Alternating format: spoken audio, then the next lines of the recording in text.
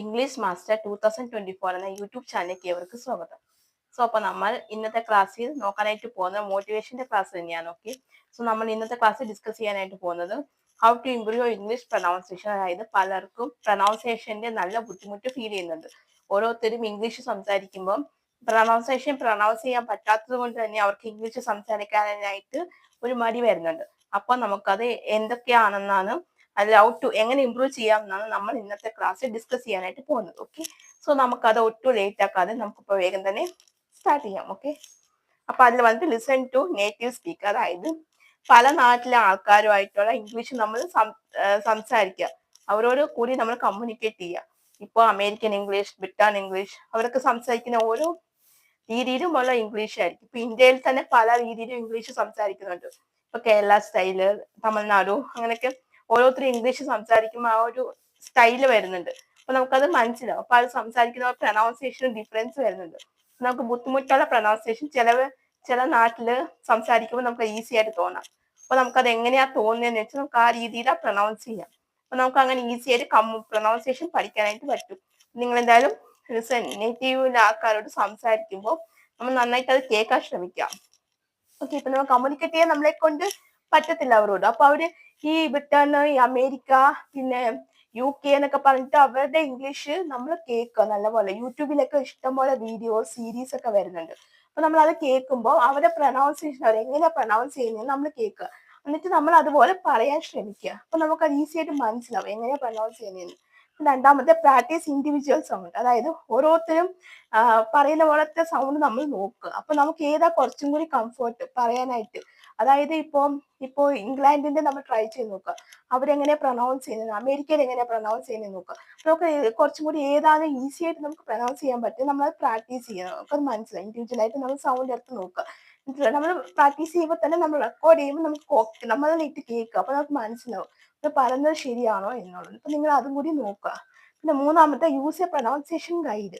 അതായത് നമുക്ക് പ്രൊനൗൺസിയേഷന്റെ ഗൈഡ് ഒക്കെ യൂസ് ചെയ്യുക. അപ്പൊ കുറച്ചും കൂടി കാര്യങ്ങൾ മനസ്സിലാവാൻ പറ്റും അതെങ്ങനെയാ വരുന്നെന്നുള്ളത്. ഓക്കെ, നാലാമത്തെ, സ്പീക്ക് സ്ലോലി ആൻഡ് ക്ലിയർലി.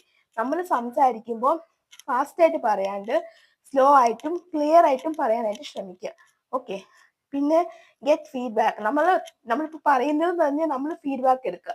നമ്മൾ ഓരോരുത്തരോട് ചോദിക്കും നമ്മൾ എങ്ങനെ ഇംഗ്ലീഷ് സംസാരിക്കുന്നത് നമുക്ക് മനസ്സിലാവുന്നുണ്ടോ എങ്ങനെയാന്നൊക്കെ. ഇപ്പൊ ഞാൻ പറയുന്നത് നിങ്ങൾക്ക് എല്ലാവർക്കും മനസ്സിലാവുന്നുണ്ടോ എന്ന് ഞാൻ ചോദിക്കുക. അപ്പൊ അതുപോലെ നിങ്ങളും ചോദിക്കുക. അപ്പൊ നമുക്കത് മനസ്സിലാവും, നിങ്ങൾ പറഞ്ഞ് മനസ്സിലാവുന്നുണ്ടോ എന്ന്. അപ്പൊ നമുക്ക് തന്നെ അപ്പൊ തന്നെ അറിയാൻ പറ്റും അവരെങ്ങനെ എത്രത്തോളം ഇതായിട്ടാണ് സംസാരിക്കുന്നത് എന്നുള്ളത് നമുക്ക് അപ്പൊ തന്നെ അറിയാനായിട്ട് പറ്റും. ഓക്കെ, അപ്പം ഈ 5 പോയിന്റ്സ് ആണ് ഇന്ന് ഞാൻ ഇവിടെ നിങ്ങൾക്ക് മുന്നിൽ ഷെയർ ചെയ്തിട്ടുള്ളത്. ഓക്കെ, അപ്പൊ നമുക്ക് എന്താ പറയാ എങ്ങനെയാണ് ഇംഗ്ലീഷ് പ്രൊനൗൺസിയേഷൻ ഇംപ്രൂവ് ചെയ്യാമെന്നാണ് നമ്മൾ ഇന്നത്തെ ക്ലാസ്സിൽ നോക്കിയത്. ഞാൻ ഒന്നും കൂടി ആ പോയിന്റ്സ് ഒക്കെ പറയാം. അപ്പൊ നിങ്ങൾക്ക് നോക്കാം. Listen to native speaker. അതായത് നേറ്റീവ് ആയിട്ടുള്ള ആൾക്കാരോട് കമ്മ്യൂണിക്കേറ്റ് ചെയ്യുക. അതായത് ഇംഗ്ലണ്ട്, അമേരിക്ക, അവരോടൊക്കെ ആയിട്ട് നമ്മൾ കമ്മ്യൂണിക്കേറ്റ് ചെയ്യാനായിട്ട് ശ്രമിക്കുക. ഓക്കെ, പിന്നെ പ്രാക്ടീസ് ഇൻഡിവിജ്വൽ സൗണ്ട്. അതായത് അവരൊക്കെ സംസാരിക്കുന്ന രീതിയിൽ പോലെ തന്നെ നമ്മൾ സൗണ്ട് സംസാരിച്ച് നോക്കുക. അപ്പൊ നമുക്ക് കുറച്ചുകൂടി മനസ്സിലാവും. പിന്നെ യൂസ് എ പ്രൊനൗൺസിയേഷൻ ഗൈഡൊക്കെ യൂസ് ചെയ്ത് സംസാരിക്കുക. സ്പീക്ക് സ്ലോലി ആൻഡ് നമ്മൾ പതുക്കെ സംസാരിക്കുക, വേഗത്തിൽ ഓടാതെ. ഓക്കെ, പിന്നെ ഗെറ്റ് ഫീഡ്ബാക്ക് ഒക്കെ എടുക്കാനായിട്ട് ശ്രമിക്കുക നമ്മളെ തന്നെ. അപ്പൊ ഞാൻ ഈ പറഞ്ഞ ഈ 5 കാര്യങ്ങൾ നിങ്ങൾ ചെയ്ത് നോക്കുക. നിങ്ങൾക്ക് ഈസി ആയിട്ട് പ്രൊനൗൺസിയേഷൻ മനസ്സിലാവും. സപ്പോസ് ഇപ്പൊ നിങ്ങൾക്ക് മനസ്സിലായില്ലെങ്കിലും നിങ്ങൾക്ക് ഗൂഗിളിൽ തന്നെ ഉണ്ട് പ്രൊനൗൺസിയേഷന്റെ ഇതുണ്ട്. ഇപ്പൊ നമുക്ക് എന്തെങ്കിലും പ്രൊനൗൺസിയേഷൻ വേണമെങ്കിൽ ഗൂഗിൾ അടിച്ചു കൊടുത്താൽ നിങ്ങൾക്ക് അതിന്റെ പ്രൊനൗൺസിയേഷൻ കിട്ടും. അപ്പൊ നമുക്ക് ഇംഗ്ലീഷ് എന്ന് വെച്ചാൽ അത്ര വലിയ പ്രൊനൗൺസിയേഷൻ ആണെങ്കിൽ കൂടി നമുക്ക് ഈസി ആയിട്ട് പഠിക്കാനായിട്ട് പറ്റും. അപ്പൊ നമുക്ക് അതിന്റെ മലയാളം തന്നെ എടുത്താലും നമുക്കത് മനസ്സിലാക്കി പഠിക്കാം. ഇംഗ്ലീഷിന്റെ ഇപ്പൊ ഒരു പ്രൊനൗൺസിയേഷൻ എടുത്തിട്ട് അത് മലയാളം, ഇപ്പൊ കമ്മ്യൂണിക്കേഷൻ എന്ന് പറഞ്ഞാൽ ഇപ്പൊ പ്രൊനൗൺസ് ചെയ്യാൻ ബുദ്ധിമുട്ടാണെങ്കിൽ നമുക്ക് അത് മലയാളത്തിൽ എടുത്താലും അവർ മലയാളത്തിൽ അതിന്റെ എഴുതിയിട്ടുണ്ടോ എങ്ങനെയാണെന്ന്, അപ്പൊ അത് വായിച്ചിട്ടാലും നമുക്കത് പറയാനായിട്ട് പറ്റും. നമ്മൾ അങ്ങനെയൊക്കെ ശ്രമിക്കുക. നമ്മൾ അതിന്റെ ഇപ്പൊ നമ്മൾ അവർ പറയുന്നത് കേട്ടിട്ട് നമ്മളൊന്ന് റെക്കോർഡ് ചെയ്തിട്ട് പറയാം. എന്നിട്ട് നമ്മൾ തന്നെ കേൾക്കുക നമ്മൾ പറയുന്നത് ശരിയാണോ എന്ന്.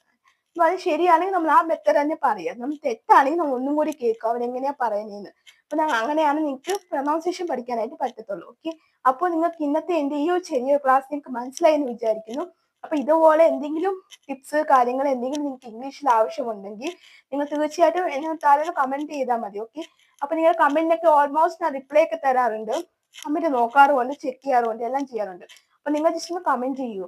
കമന്റ് ചെയ്യുമ്പോഴത്തേക്കും എനിക്കെല്ലാം മനസ്സിലാവും. അപ്പൊ നിങ്ങൾക്ക് എന്തൊക്കെയാ ഡൗട്ട് കാര്യങ്ങൾ എല്ലാം നിങ്ങൾക്ക് കമന്റ് ചെയ്യാം. നിങ്ങൾക്ക് എന്തെങ്കിലും ക്ലാസ്സിൽ ആവശ്യമുണ്ടെങ്കിൽ അതും കമന്റ് ചെയ്യാം.